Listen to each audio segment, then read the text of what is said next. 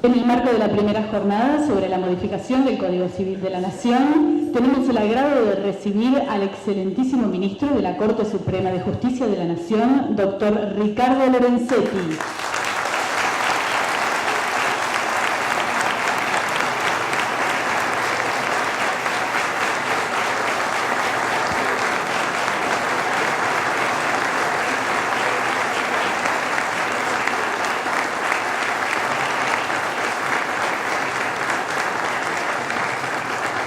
Acto seguido, le dará la bienvenida a la doctora Adriana Coliqueo, directora de la Comisión de Legislación de este Colegio de Abogados.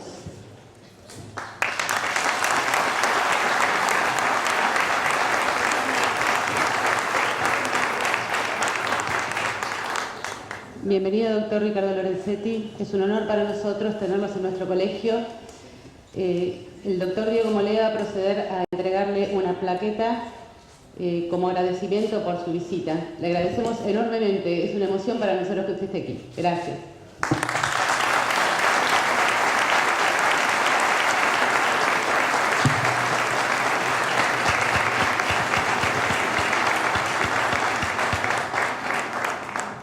Estimado Ricardo, es un orgullo para nosotros que estés visitando este colegio. Felicitaciones, Adriana, por las gestiones y todo el trabajo en esta hermosa jornada. Sos una referencia de la justicia muy importante, sos parte de la Corte renovada que tanto orgullo nos da como argentinos, y hoy estar aquí analizando este proyecto tan importante que es la reforma del Código Civil y Comercial, y que lo han hecho de una manera consensuada, con un gran trabajo entre cientos de juristas, y que lo podamos consensuar y discutir entre todos, la verdad que para nosotros nos llena de placer. Así que nuevamente las bienvenidas y gracias a todos por estar aquí.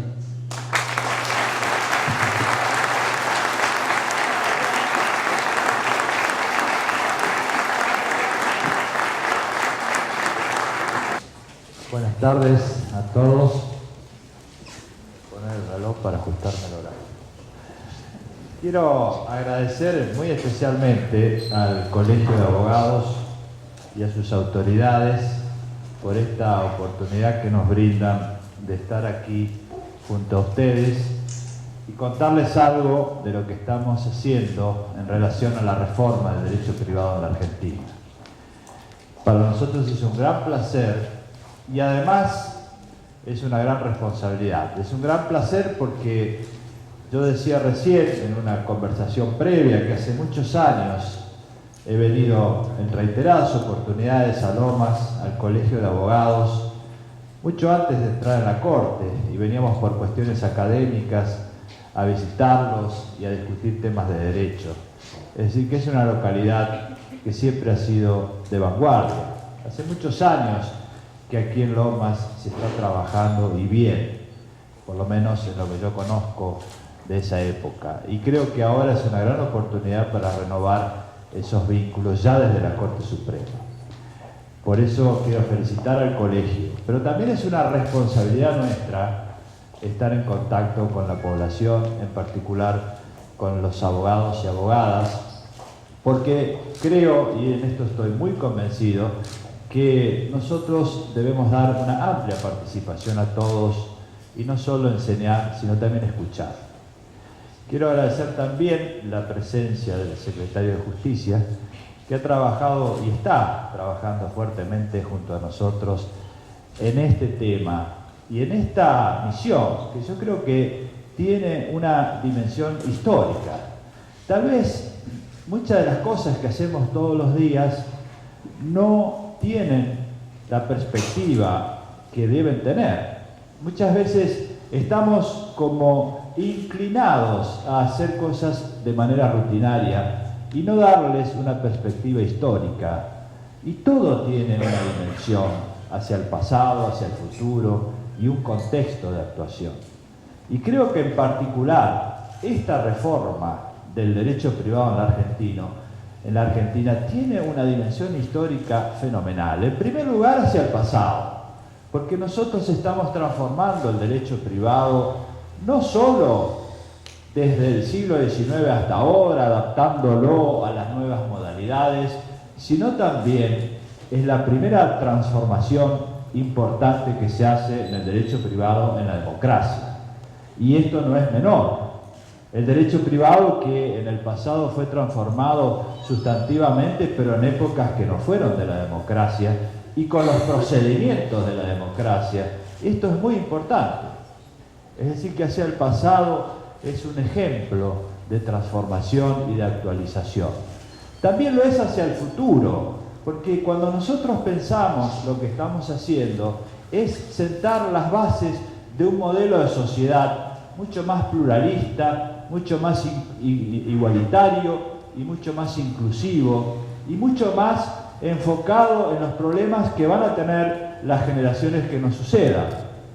Por eso es que tenemos que tener una mirada de Estado, una mirada de mediano y largo plazo.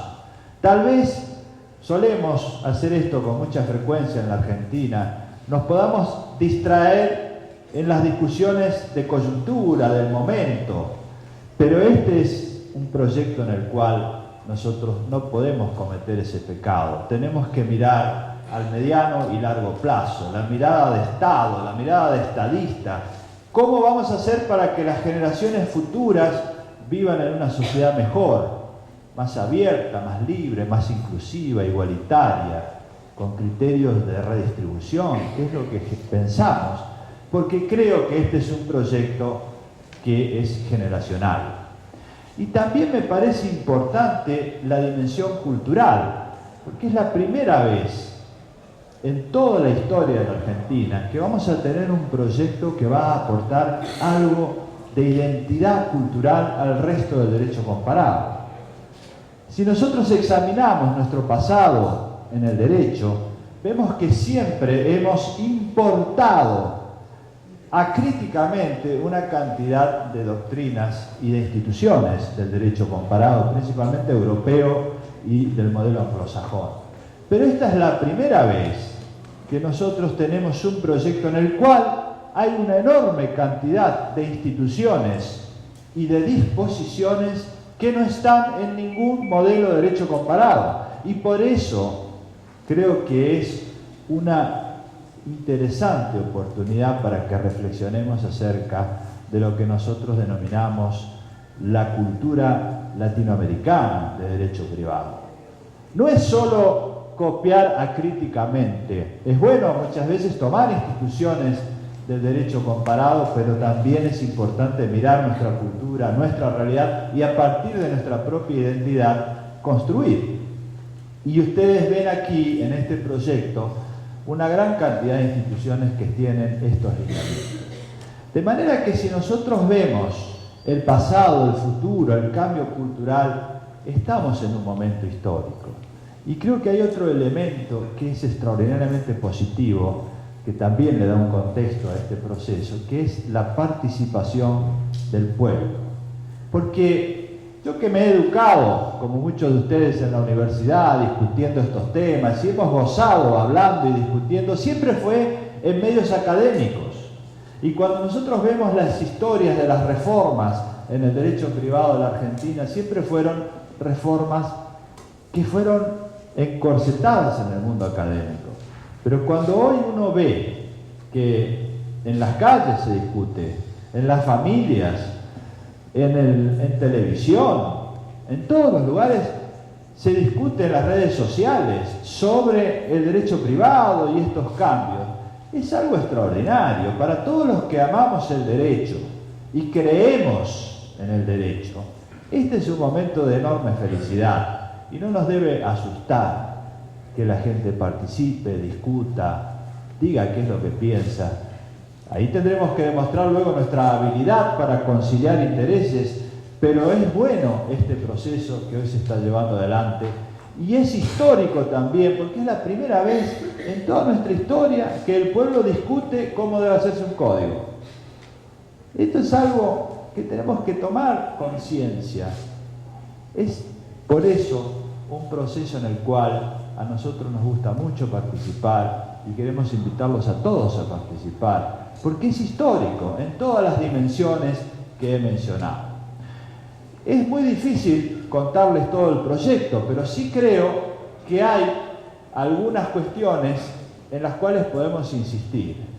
La primera es que cuando uno se asoma y quiere entender el sistema de derecho privado que plantea este proyecto, dice, ¿cuántos temas hay? Es abrumador. Pero la realidad es que si uno se detiene a ver, hay muchísimo que ya está, porque viene de lo que ha hecho el Congreso de la Nación en los años de la democracia. Es decir, nosotros tomamos en cuenta toda la legislación existente.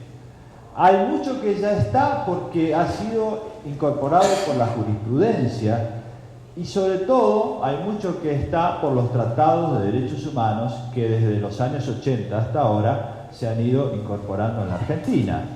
Es decir, que hay un enorme caudal de legislación incorporada a este proyecto de modo sistemático, pero ya está, no es tan novedoso. Otra cuestión que es importante en cuanto a la idea de novedad es que todo este proyecto toma en cuenta los proyectos anteriores. Para quienes hemos participado en los proyectos anteriores discutiendo de alguna manera, casi todas estas instituciones ya tienen un largo debate. Es decir, que tenemos todos los precedentes de los proyectos anteriores.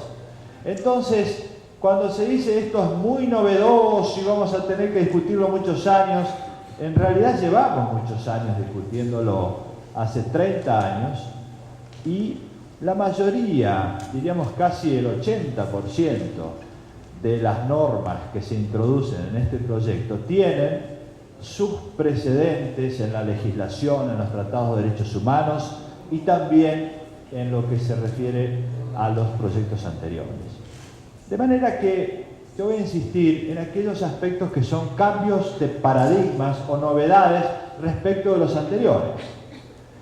Lo primero es señalar que aquí hay de entrada un título introductorio que no está en los proyectos anteriores y que para nosotros tiene una relevancia extraordinaria porque es la puerta de entrada al sistema. Y ahí se dice que el objetivo de un código es resolver casos. Esto es muy importante porque nosotros hacemos una definición acá, el derecho como ciencia problemática, que esta es una noción que viene de la filosofía del derecho, principalmente de Bibel, pero que en nuestro país no ha tenido mucho arraigo y que en realidad muchas veces hablamos de cuestiones abstractas o queremos imponer modelos, cuestión sobre la cual vamos a hablar. Aquí la perspectiva ha sido resolver casos, resolver problemas. Y esto tiene una dimensión social muy importante, porque nosotros tenemos que ocuparnos de resolver los problemas de la gente y no de otra cosa. En el mismo título introductorio se dice que hay un sistema de fuentes que es mucho más que la ley. Y esto también es una novedad importante respecto a los proyectos anteriores, porque se dice que la Constitución y los tratados de derechos humanos tienen una trascendencia como fuentes de derecho. Por lo tanto, aquí hablamos de un sistema de fuentes y no solo de la ley. Innovación importantísima, porque esto avala lo que viene haciendo la jurisprudencia en cuanto a lo que Eric James en Heidelberg decía, es el diálogo de fuentes. Hoy hay que poner en diálogo las distintas fuentes. Entonces, entre esas fuentes se menciona la Constitución y por eso hablamos de la constitucionalización del derecho privado. Históricamente el derecho privado estuvo desvinculado de la Constitución y los tratados de derechos humanos como si fueran esferas independientes. Nosotros decimos ahora que son esferas comunicadas, que hay comunicabilidad de principios. Esto es muy relevante para el funcionamiento porque es una verdadera teoría de la decisión judicial. Se le dice que al juez que debe resolver razonablemente. Y esto es importante porque los jueces y juezas no pueden resolver con criterios que no sean discutibles en la opinión pública. La constatación, la verificación de los argumentos de la decisión judicial es algo democrático y por eso decimos que la obligación de resolver es fundada en la razonabilidad. como el de designación técnica, lo razonable. El logos de lo razonable es discutir los argumentos en el auditorio público, es decir, que los abogados y abogadas puedan cuestionarlos y luego revisarlos por los tribunales superiores. Esto también es un cambio de enfoque respecto de lo que existía con anterioridad. En este título introductorio también se hace una precisión.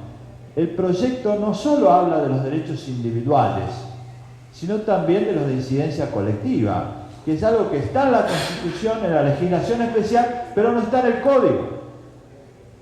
Entonces ponemos de acuerdo, y este va a ser el primer código del mundo que trata los derechos de incidencia colectiva, así como es el primero que va a tener un sistema de fuentes complejos.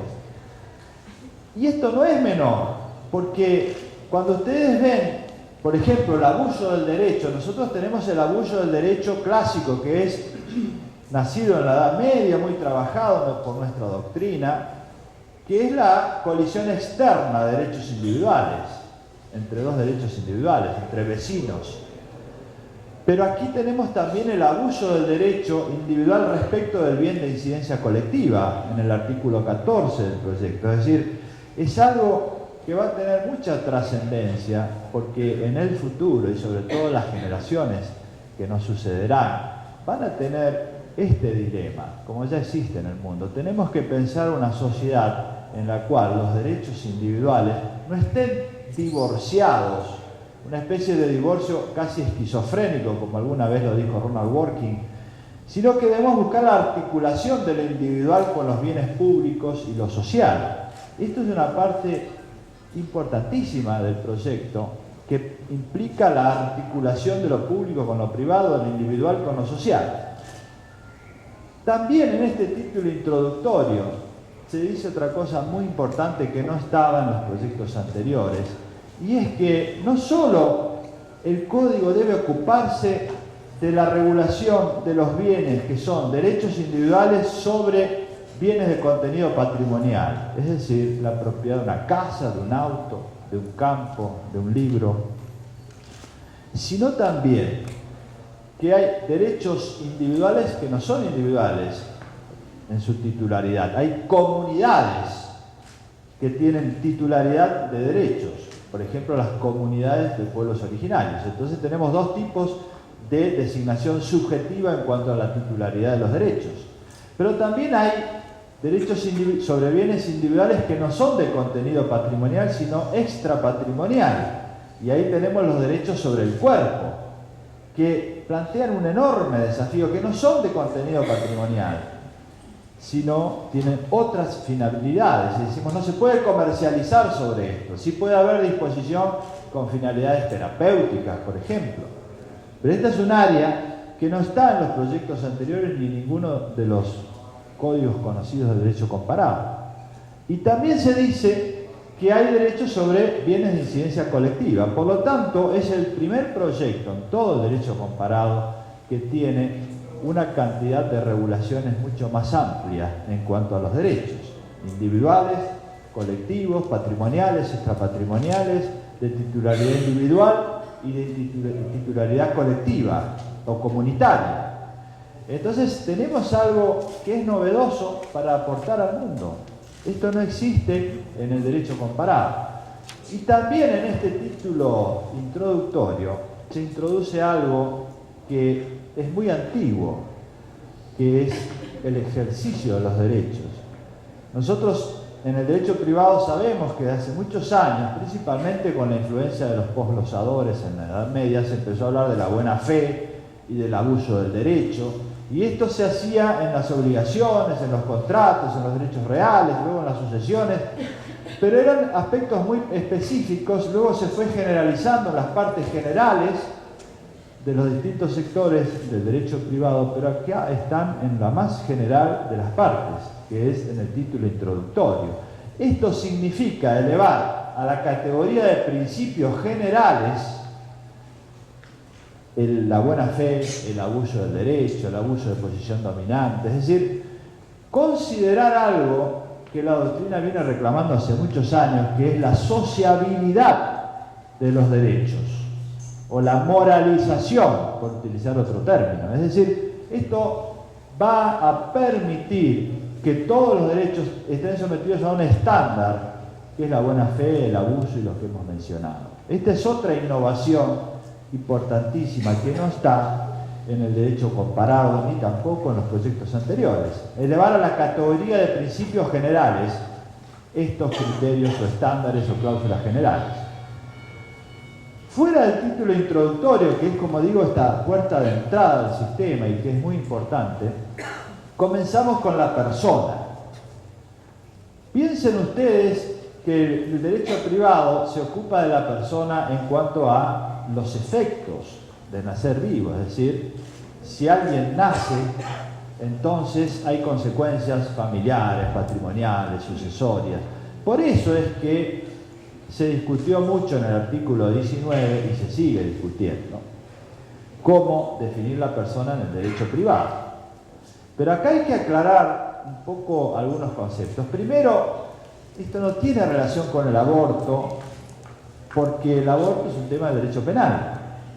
Segundo, regulamos los efectos de la persona que nace, es decir, sus consecuencias. Por eso es que se dice que hay personas desde la concepción y esto mantiene la tradición histórica de la Argentina y se agrega el tema de la fecundación in vitro. Respecto de esto hubo mucha discusión y la verdad es que nosotros tenemos una realidad en nuestro país y es que la fecundación in vitro se practica y se practica en centros de salud. Y estos centros de salud han sido autorizados por normas administrativas. Y luego de estas prácticas hay consecuencias y entonces quienes no pueden pagarlos piden que los cubra la obra social. Entonces el Congreso está tratando la obligatoriedad en las obras sociales y la jurisprudencia ya lo dijo. Pero claro, hemos comenzado por el final. Hay obligación de dar y de pagar esta prestación, pero no regulamos cuáles son sus efectos. Ahora bien, es necesario regularlo, porque la otra opción ¿cuál es? Es prohibirlo o ignorarlo, pero ya es tarde. La Argentina hoy no puede ignorar algo que se practica masivamente. Esto hace 20 años se podría haber prohibido, pero no fue esa la decisión. Nosotros debemos respetar la decisión del legislador y de las normas de derecho administrativo, es decir, el Estado que ha autorizado el funcionamiento y la práctica. Por lo tanto, ya es tarde para prohibirlo, que es lo que quieren algunos, pero es una opinión en la cual el derecho vigente no es posible. Entonces debemos regular las consecuencias. Ahora, todas las consecuencias exceden el derecho privado, porque hay que regular en una ley de fertilización qué sucede con los embriones no implantados, cómo es la práctica, regulaciones administrativas, penales, de todo tipo. Nosotros, en el derecho civil, se contempla el embrión implantado, ¿por qué? Porque nace. Es seguro que nace y entonces hay consecuencias. Pero el embrión no implantado no nace. Por lo tanto, no hay consecuencias. Nosotros no decimos que es persona o que no es persona, porque este es un debate que está en la sociedad y que debe dar el Congreso en una ley especial. Por eso decimos, esto será tratado, se dictará una ley especial para su protección. ¿Cuál es el nivel de protección? Lo decidirá el Congreso en una ley especial. Pero no lo podemos incluir en el código porque esta no es materia. No hay ningún precedente en el derecho comparado que incluya toda la legislación de fertilización in vitro en el sistema de derecho privado. Porque por otra parte, si nosotros decimos que esto debe durar 100 años, ¿quién sabe qué técnica se va a usar dentro de 4, 5 o 10 años? Al ritmo del cambio tecnológico. Esto es materia de la legislación especial. Solo debemos regular las consecuencias actuales. Por eso esta norma dice que hay personas desde la concepción y la implantación en el seno materno del embrión. Los embriones no implantados serán protegidos por una ley especial. Pero es importante decir ¿qué es la persona para este proyecto? Lo cual es también un cambio de paradigma respecto del pasado. Porque en el Código de Vélez se aplicó el modelo de la época, que era el hombre adulto de clase media alta y bien educado. Pero este no es el único sujeto que tiene el derecho privado actual. No podemos hacer un proyecto que tome solo este modelo. Nosotros hemos tomado el hombre y la mujer. Y la mujer tiene un rol fundamental en el proyecto al nivel de la equiparación de derechos. Y se dice, por ejemplo, como principio general, que ninguna norma puede ser interpretada en sentido discriminatorio. Por lo tanto, es el hombre y la mujer. Pero no es solo el adulto. También el niño es sujeto de derecho, porque tenemos la Convención del Niño. Y también el adolescente, porque hay un principio de capacidad progresiva, y también las personas de edad avanzada. Esto no es menor en una sociedad cuya expectativa de vida crece, y en pocos años vamos a tener cada vez más población con mucha edad, con edad avanzada. Y hay que ocuparse de esto también, porque es un problema muy grave para mucha gente que tiene que relacionarse con una tecnología que va cambiando. Ya a nosotros nos está pasando. No nos consideramos de edad tan avanzada, pero uno todos los días tiene un aparato nuevo que desconoce. Entonces, la relación de la persona con la tecnología es un tema, hay que protegerla. La relación de las personas de edad avanzada con sus propias familias es un tema, porque muchos terminan en geriátricos, y en esos geriátricos muchas veces firman documentos en los cuales transfieren bienes. Hay que proteger a las personas de edad avanzada, debemos cuidar de estas personas, y entonces también son sujetos de este sistema. Pero no es solo el hombre, la mujer, adulto de cualquier edad, sino también hay que contemplar a los expertos y a los inexpertos, no solo los educados. Porque si tomamos en cuenta a los educados, se rige el derecho por un principio que es el actual. Si uno no se informa, es culpable. Y eso es, si uno no puede invocar su propia torpeza, pero hoy somos torpes todos en algún momento de nuestra vida, porque nuestro contexto es tan cambiante que ninguno puede saber de todo lo que pasa y siempre tenemos grandes dificultades. Entonces, hay que adaptarse a la realidad actual.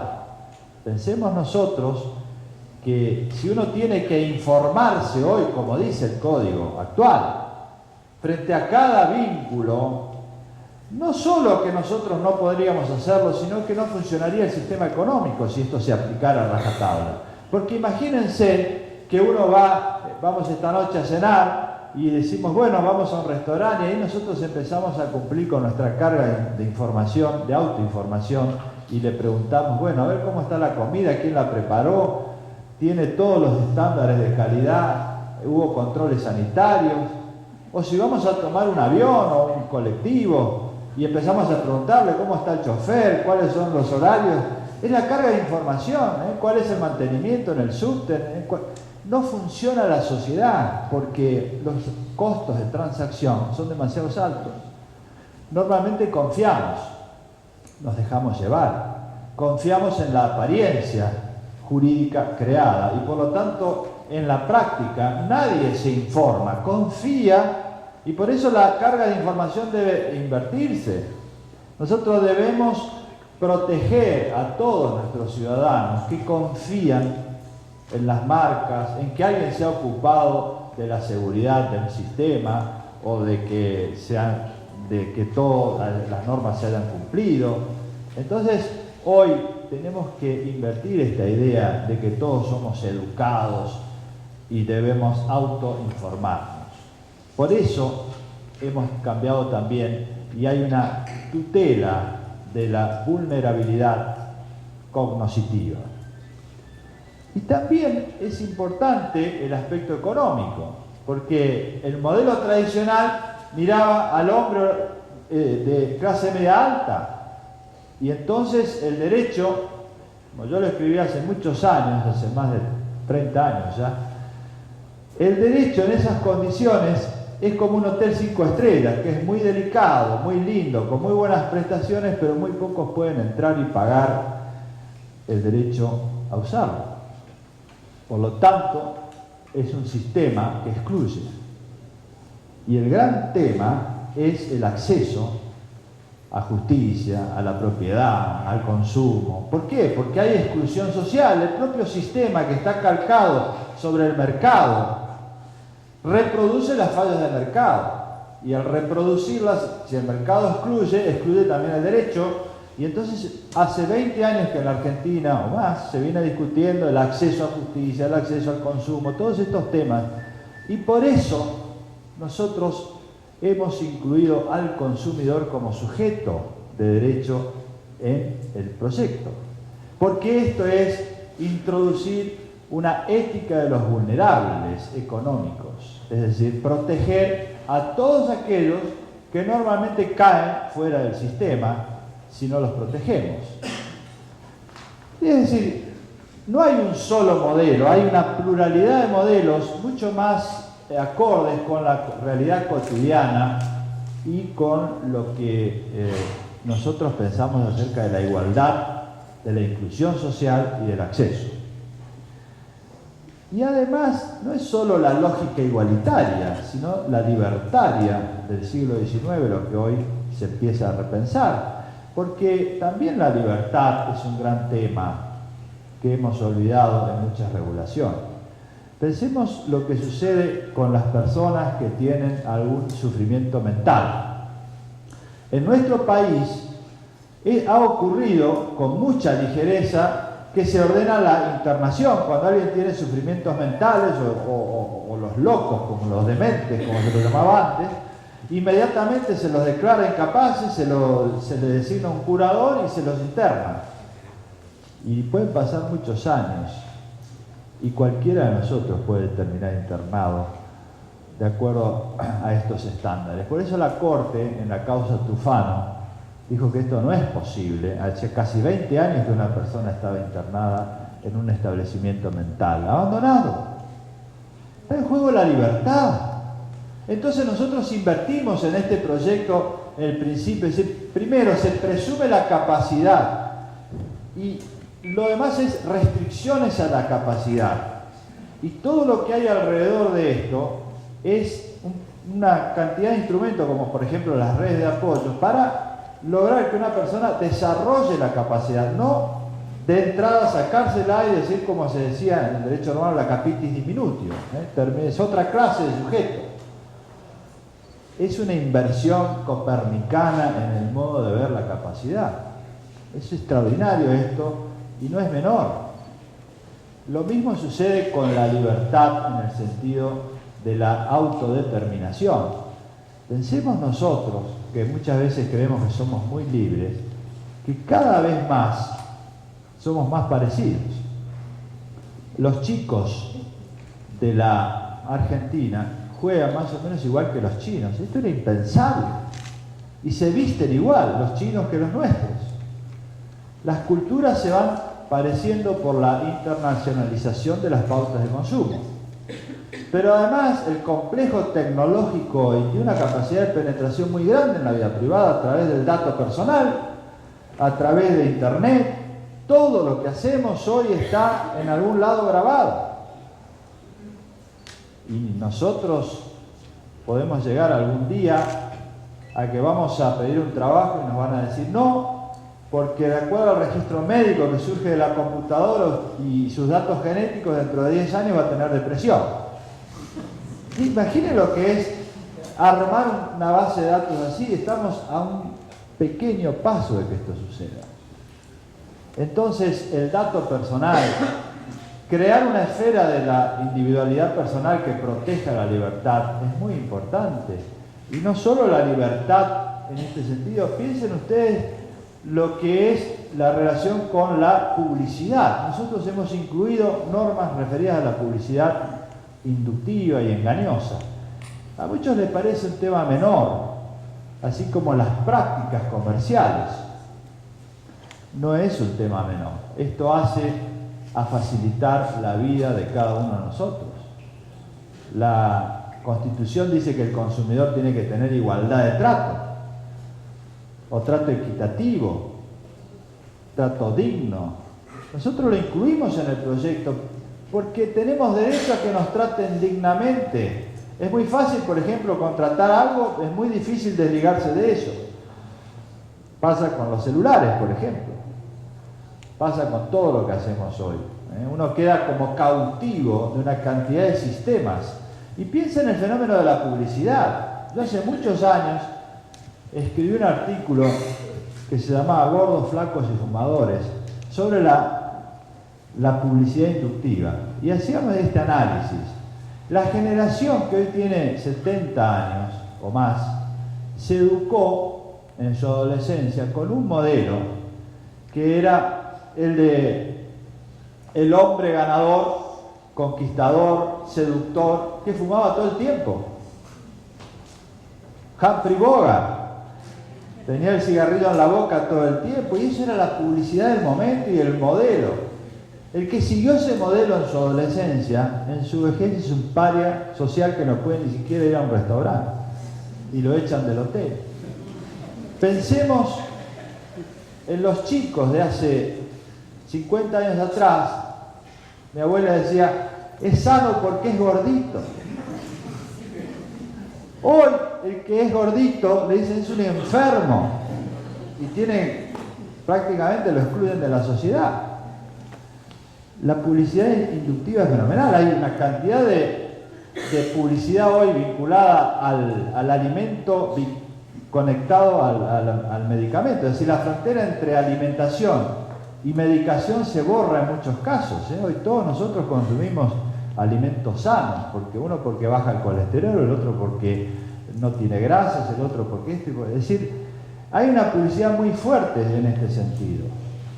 Hace 30 años atrás, en los 70, uno veía, estamos todos fascinados con Sartre, que era el gran intelectual que hablaba de la náusea y no entender al mundo. La náusea sartreana era un signo de inteligencia. Imagínense hoy un ejecutivo de una empresa que dice que no entiende al mundo, le dan un ansiolítico, lo echan del trabajo y lo ponen al psiquiatra. No es un signo de inteligencia. Entonces, los modelos culturales cambian de acuerdo a los intereses económicos y de acuerdo a distintos periodos. Pensemos que lo que nosotros hoy hacemos, que es bastante parecido, tenemos todos unos modelos culturales, puede cambiar dentro de 20 años y resulta que todo lo que nosotros hacemos hoy va a cambiar. Entonces, esta publicidad tiene que tener información, ser transparente, tiene que decirnos cuáles son los riesgos, los efectos colaterales adversos. Todo esto está contemplado. Es decir, mirar lo que hemos vivido en el pasado nos tiene que servir para que no se repita en el futuro. Entonces también la libertad es algo que hay que proteger en relación a la persona. Entonces, este modelo de persona que está en el proyecto incluye toda esta riqueza con la cual hoy miramos a la persona en el siglo XXI. La familia es otro de los grandes temas, lo voy a mencionar solamente muy brevemente, pero me interesa más que todo el concepto con el cual se abordó el tema de la familia. ¿Cuál es la idea? Y acá hay una cuestión filosófica de fondo, y es la siguiente. El legislador puede proponerse un modelo y decir, yo quiero introducir este modelo en la sociedad. Esto se ha hecho y se hace. Y puede decir, yo quiero seguir las tradiciones. Son los dos argumentos que se han utilizado. Pensemos el primero, reflexionemos un segundo. En el siglo XIX, Vélez Sarsfield legisló en una sociedad homogénea. Todos pensaban más o menos igual. Y entonces dijo, el modelo de familia es la familia católica. Esto duró pocos años. Después vino la ley de matrimonio civil. Al poco tiempo siguieron habiendo discusiones que todos conocemos. En cada una de esas discusiones se dijo esto va a ser una catástrofe o va a ser el apocalipsis. Y después no. Pasaron las discusiones y fuimos a otra. Y así pasó con el divorcio, matrimonio igualitario, la situación de los adolescentes, la patria potestad. La tradición argentina en materia legislativa, sobre todo desde la democracia hasta acá, desde los 80 hasta acá, es una tradición pluralista que nosotros debemos respetar. Si el Congreso ha hecho todo esto, y toda esta es la tradición de nuestra historia, nosotros debemos respetar eso. Esa es la tradición argentina, no es la otra. No nos engañemos, la tradición argentina en materia legal es esta. Una sociedad más pluralista, donde no hay un modelo que se impone, sino un respeto a que las decisiones son de cada uno. Entonces, nosotros tenemos que seguir esta tradición, en primer lugar. Segundo, si nosotros imponemos un modelo y le decimos a todos que deben hacer sus familias conforme a este modelo, ¿qué hacemos con los que no piensan igual? Quedan fuera del sistema, no le damos solución. Yo les dije al principio que el propósito de este proyecto es regular casos, es decir, solucionarles problemas a la gente más que decirle cómo tienen que vivir. Si queremos enseñarle a cada uno de los argentinos y argentinas cómo tienen que vivir, bueno, para eso está la cultura, la persuasión. Uno puede explicar, decir lo que piensa, pero el derecho no. El derecho no está para eso en sociedades que ya no son homogéneas. Ya no tenemos la sociedad donde todos piensan igual hace 100 años. Hoy los argentinos somos una sociedad multicultural, donde hay algunas personas que dicen que se quieren casar y vivir de acuerdo a la religión católica, y lo pueden hacer perfectamente. Otras personas dicen que si quieren casar y no vivir de acuerdo a la religión católica, también lo pueden hacer. Otros dicen que no se quieren casar.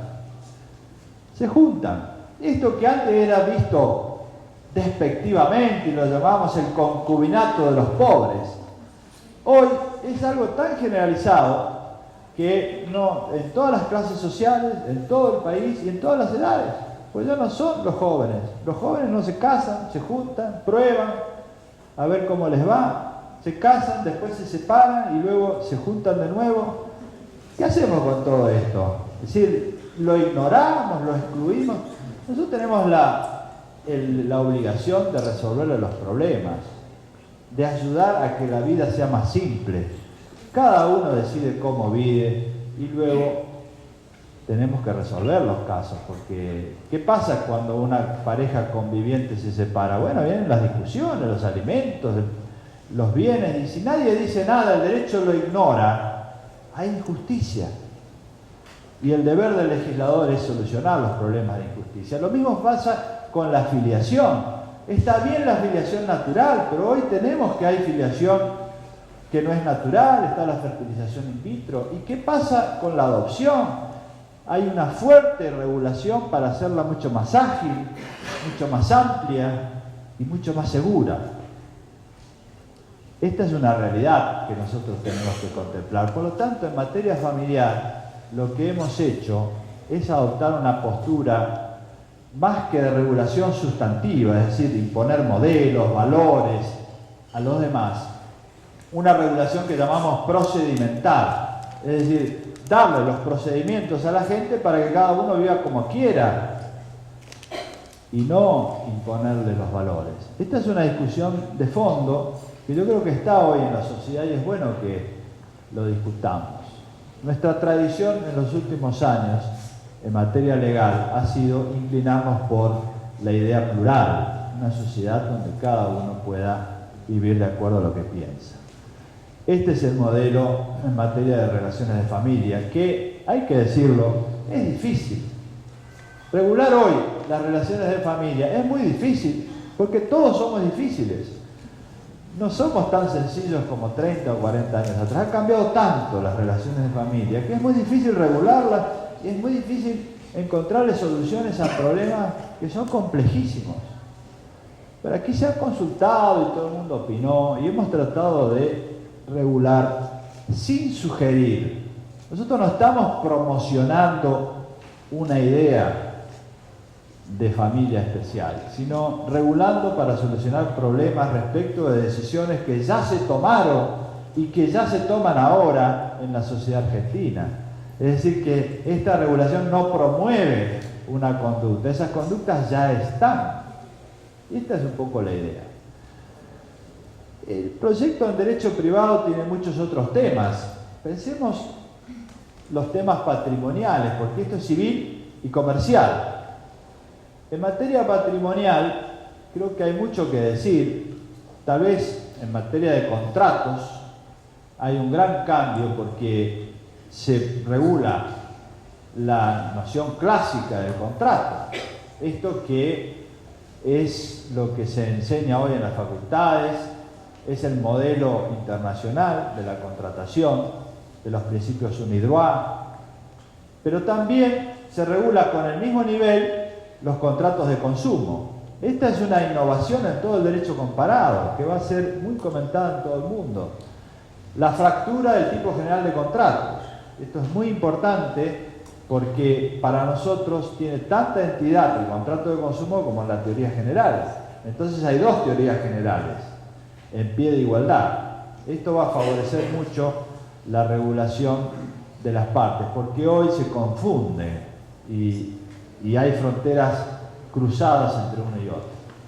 Además se han incluido aquí todos los tipos contractuales modernos, desde la franquicia, todos los contratos distributivos, los contratos bancarios, todos los contratos modernos. Sobre todo esto no hay discusiones. Tampoco hay discusiones en materia de obligaciones, donde la mayoría de los textos siguen lo que ha dicho la doctrina. Y también en materia comercial. Piensen ustedes que en materia comercial, nosotros al unificar hemos tratado de conservar los principios generales en materia comercial, porque hay que dar seguridad jurídica en las transacciones. Y esto se conserva. Y se han introducido algunos instrumentos que las favorecen y que solucionan problemas. Por ejemplo, la elevación de categoría de los contratos asociativos, que hoy están en una ley especial y pasan al código, es una manera de promocionar los vínculos entre pequeñas y medianas empresas para generar economías de escala. Esto en las economías regionales tiene un impacto fenomenal, porque hoy las pymes se juntan para comprar, para vender, para comprar, hacer inversiones en tecnología, pero no quieren ser socios. Se juntan, compran una máquina y se disuelven. Se juntan, venden y luego se disuelven. Hay que expandir los contratos asociativos y esto le va a dar una gran difusión a este modelo que está en una ley especial y poco usado. También hemos hecho un desarrollo mucho más sistemático del fideicomiso, que es un instrumento muy usado hoy y que necesita una regulación más clara. También los títulos valores. Sobre todo esto no hay discusiones, por eso le digo casi el 80%, podríamos decir, nadie discute nada. Hay 4 o 5 temas centrales hoy que están en discusión y es bueno. Pero todo esto hay que decirlo porque va a favorecer la actividad comercial. Lo mismo en materia de sociedades unipersonales. La sociedad unipersonal ha sido promovida desde hace muchos años en la Argentina, pero nunca se logró concretar. Que una persona que tiene muchos negocios pueda constituir sociedades es un gran instrumento. Por supuesto que se han tomado precauciones, sobre todo en la última versión, la que se hizo de acuerdo con el Ejecutivo. Bueno, hay una regulación mucho más restrictiva porque es la primera experiencia de la Argentina en esta materia, entonces hay que ponerle algunos límites que no la van a ahogar, pero sí van a permitir que haya cierto control sobre el uso, evitando el fraude. Es la primera experiencia. Después de unos años se podrá ampliar, ir liberalizando, cambiando o no. Pero cuando uno introduce un nuevo instrumento hay que ser cuidadosos y esa ha sido la idea al permitirla solo en el campo de las sociedades anónimas, introducirla en el sistema registral y demás. Pero en materia comercial hay numerosos instrumentos. Por ejemplo, la prohibición de contratar sobre herencias futuras, que en nuestro derecho está prohibido. Acá está flexibilizada porque muchas veces pasa que una persona que tiene mucho patrimonio lo ve arruinado porque se divide en muchas partes. y las empresas familiares viven esto como una crisis. Entonces se permite ciertos pactos sobre herencia futura para asegurar la unidad de gestión cuando son empresas familiares. Lo mismo se ha hecho flexibilizando la legítima, que es algo reclamado por toda la doctrina para permitir más flexibilidad y no esta rigidez que hoy tenemos en la legítima. Creo que todos estos cambios son muy consensuados y en general no hay grandes discusiones. Creo que muchos de ellos podrán ser revisados, pero en general vemos que hay consensos básicos. Creo que también hay un tema que a lo mejor les puede interesar a ustedes, que son las incumbencias profesionales, que generalmente se discuten en todos estos proyectos. Y hemos tratado de ser muy cuidadosos en preservar las incumbencias profesionales. Hemos trabajado conjuntamente con los colegios de abogados y los de escribanos. Lógicamente no es fácil ponernos de acuerdo. Ustedes ya saben esa historia.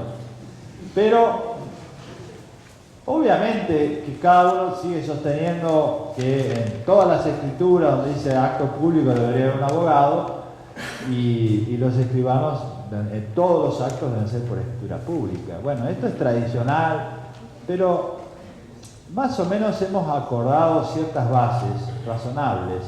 Nadie se lleva todo lo que quiere y ahí justamente existe la justicia salomónica.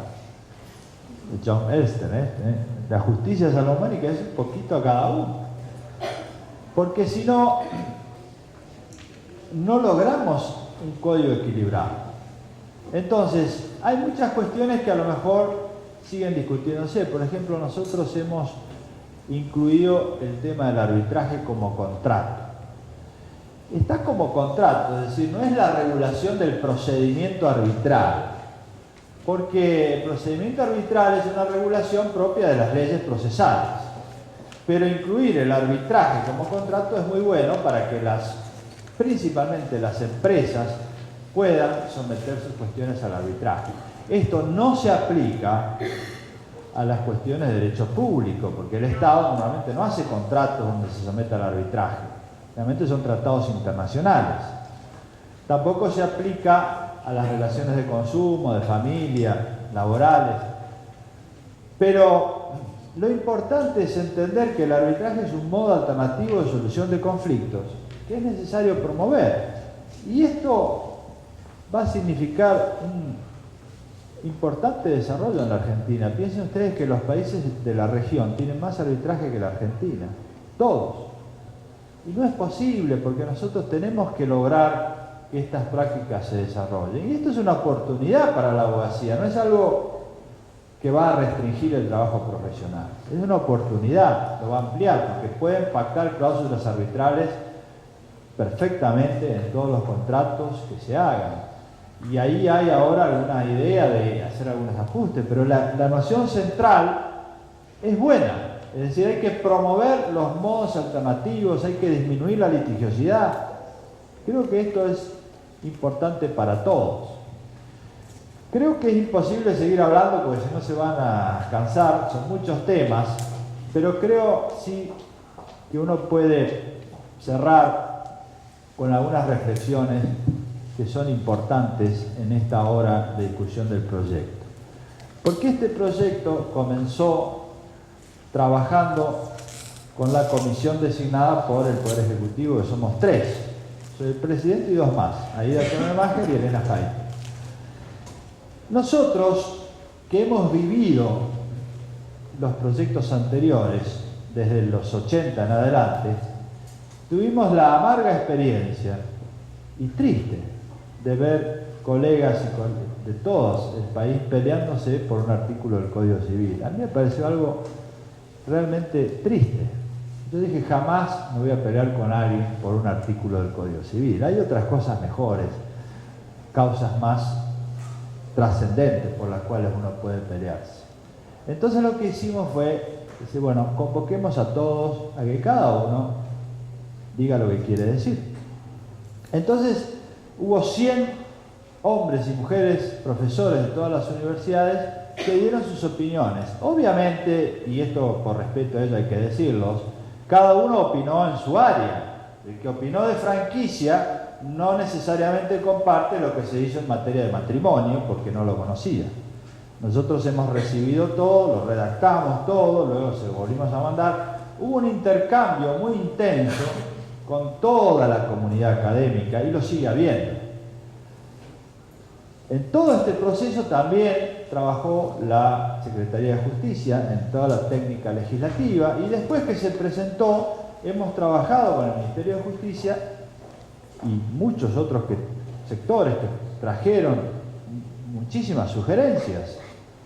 Hemos trabajado mucho, hicimos más de 100 ajustes en estos 4 meses que pasaron desde que se presentó el proyecto en acto público y se envió al Congreso. Es decir, que hemos recibido entre el Ministerio de Justicia y nosotros prácticamente a todos los que quisieron hacer sugerencias y hubieron más de 100 modificaciones que se introdujeron. Hubo algunas en las cuales hemos preferido dejar distintas visiones para que el Congreso las discuta, porque son opciones de legislación, de política legislativa, que son las que figuran en el anexo. Ahora se envió al Congreso y el Congreso está haciendo audiencias públicas, ya terminaron las audiencias públicas de Capital y se van a hacer en el interior. Yo creo que es el proyecto más participativo de la historia argentina. No hay antecedentes de esto. Decimos que el Código Civil lo elaboró Vélez Sarsfield, que era una sola persona, se envió al Congreso, entró y salió en un mes. Y aunque antes había mandado algunas pruebas, las pruebas las mandó a los amigos, es decir, a la gente que eran 10 personas de la comunidad capitalina. No piensen que los tucumanos sabían o los correntinos. Se envió a los amigos de la época y después entró al Congreso y salió, se trató de libro cerrado. Y aquí los grandes defensores de esto fueron Sarmiento, Mitre, y hoy el diario La Nación dice que debe haber un debate amplio. Yo le dije, ¿por qué no recuerdan lo que dijo Mitre en su momento? Que fue gran defensor del tratamiento al libro cerrado, y esto se sostuvo durante toda la historia argentina, hasta incluido Jean Vías, que fue el gran defensor del tratamiento al libro cerrado. Pueden leer la obra de Obligaciones, y fue gran civilista capitalino. Yo creo, y en esto se habló mucho con el Poder Ejecutivo y particularmente con la Presidenta, que había que buscar un equilibrio. Ni el tratamiento al libro cerrado, que no es propio de esta sociedad, ni tampoco la discusión eterna. Pensemos que en Brasil se abrió un trámite legislativo que duró 25 años. Cuando se sancionó, ya no respondía a la época, ya era viejo. 25 años en el Congreso. En ningún lugar del mundo se discute esto años y años. Solo Brasil, es el único caso. Y se arrepienten, pero esto fue motivo de crítica unánime de todos los sectores de la doctrina brasileña. Si no hay uno que no diga que es una barbaridad lo que pasó, porque ya pensaban que había perdido Estado parlamentario. Entonces hay que buscar un equilibrio, y el equilibrio es esto. Ha sido muy participativo. Nunca en la historia argentina hubieron personas comunes discutiendo sobre el problema de derecho privado. Esta es una cuestión interesantísima, un proceso social muy importante. Entonces, creo que tenemos que buscar el equilibrio, discutirlo, pero también poner un límite y sancionarlo. ¿Por qué? Porque hemos fracasado siempre. Nosotros que hemos dedicado nuestra vida a esto, de los últimos 30 años trabajando en un proyecto, se presentaba, fracasaba, otro y otro y otro, hemos aprendido algunas cosas. La primera es que el mundo académico fracasó por una suerte de hoguera de las vanidades, ¿no? Este proyecto es mío y entonces los demás nada. Y no puede ser así. Nosotros hemos dado participación a todo el mundo. Yo creo en la inteligencia colectiva, que es muy superior como proceso de creación a lo que una sola persona puede imaginar. Ninguno puede imaginar la cantidad de situaciones que hoy hay en la vida privada, comercial, matrimonial. Entonces la participación de todos en el proceso creativo ha sido extraordinariamente positiva. y hemos superado esa hoguera de las vanidades y hoy no hay, como hubo en el pasado, una división tajante en la doctrina argentina. Hay observaciones, pero es lógico. Tampoco podemos admitir que prevalezcan los intereses particulares por sobre el interés general, porque cuando uno regula, obviamente que hay intereses particulares. Y acá tenemos los intereses económicos, que hay que limitarlos para que coincidan con el interés general, encauzarlos. Tenemos aquella gente que de buena fe dice, bueno, yo quiero modificar un texto, bueno, se discutirá. Y hay otros que dicen, yo quiero que todo lo que yo digo se ponga. Entonces ahí también hay que saber articular lo individual con lo general en un código. La hoguera de vanidades y los intereses individuales son dos cuestiones que hay que administrar. Y también tenemos que saber articular la diversidad, que es otro concepto que nos cuesta a los argentinos. Nosotros generalmente somos militantes de verdades parciales. Tomamos una idea y luchamos por ella hasta morir. Bueno, está bien, la sociedad vive del conflicto y el conflicto es sano en la sociedad. Es decir, no está mal que haya discusión, no está mal que la gente se pelee, está muy bien que discutan sobre la fecundación in vitro, qué familia o sobre el arbitraje. Es extraordinario porque esto significa que la gente se apasiona y lucha. Pero nosotros tenemos que saber articular todo eso, porque si no, tenemos triunfos individuales y fracasos colectivos. Y esta es una larga historia en la Argentina. Muchos años hemos tenido triunfos individuales y fracasos colectivos. Pero es hora de decir, basta, tenemos que tener la madurez necesaria, la dimensión, la estatura institucional de estadistas para decir, es posible hacer una casa para todos, que es algo que yo dije en la bicameral. ¿Qué significa una casa para todos? A mí me parece que la Argentina es un país con mucha diversidad, donde cada uno piensa de manera diferente y tiene derecho. Lo que tenemos que hacer es construir los cimientos y las paredes.